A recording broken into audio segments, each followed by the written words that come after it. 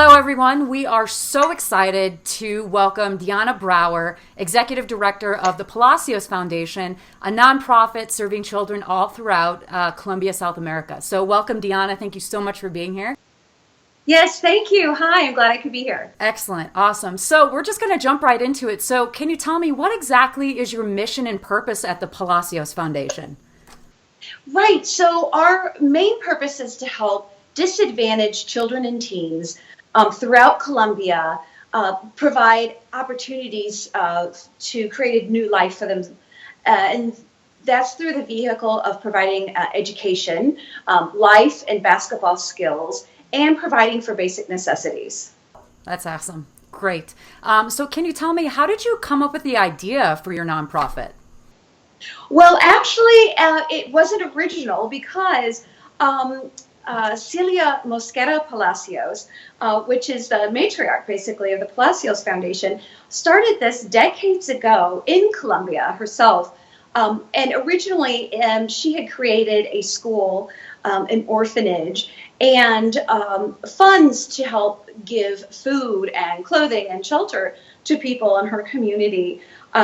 However, she passed away about 7 years ago, and now we have reached across both continents to gather resources from America and South America. So we're just continuing her legacy. Oh, perfect. That's awesome. Great to know. Thank you so much. So can you give me an example, with all that great work you're describing, an example of maybe one individual or a family or perhaps a program that's been really taking off for you? Sure, sure. So one individual I can tell you about named Enrique in the state of Chocó, which is more in the jungle. It's a lot more rural. It was a little bit rough around the edges, so you may say. And he was bullying a lot of kids in the neighborhood. He came from a very economically disadvantaged home and was causing a lot of problems. And the Palacios family they had a basketball clinic at the time, and he was bullying some of the kids in the clinic. Well, instead of admonishing him and so forth, we pulled him in and brought him into the clinic, and he became one of the biggest advocates and came every day, stayed afterward, and almost became kind of a member of the family.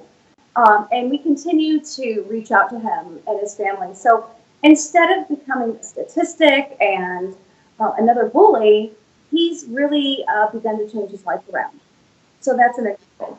That's really great. That is fantastic work.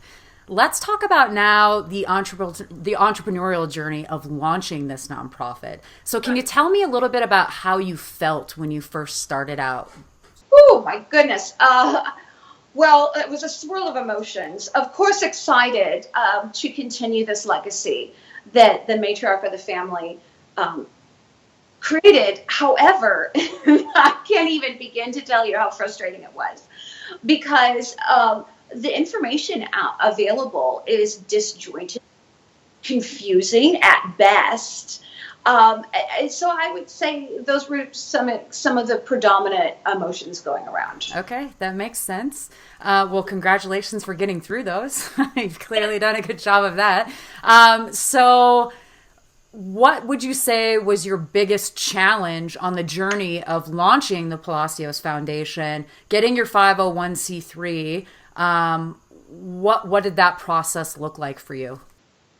I would say the biggest challenge was finding a vehicle with which to make this happen. I scanned a lot of resources, both online and I guess brick and mortar, hitting the pavement. I checked into law firms and still found that the whole process was very confusing. Yeah. And on top of that, extremely expensive. We're talking about double-digit thousands to get this set up. And I said to the attorneys, I might as well just not even set something up and just give the money directly to the kids. Yeah. So back to your question, working with Yippee really helped funnel and channel the process to make it happen. What were those main differentiators about Yippee that you found in comparison to some of the other solutions after you really realized, okay, this is legit, this is a real thing? Yeah, so differentiators, when you start researching a company, you can clearly see if something's legitimate or not after the initial shock of, is this too good to be true? Their business practices set them apart. Their adherence to the law, ethical practices. I mean, these are all things that stand out as a legitimate business, and expertise, knowing what they're doing.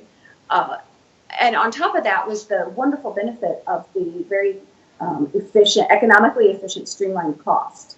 So these were all delineators for me. So what would you tell someone else then in the situation you were in that's doing that research, out trying to figure out these fragmented solutions? What would you tell someone considering Yippee service?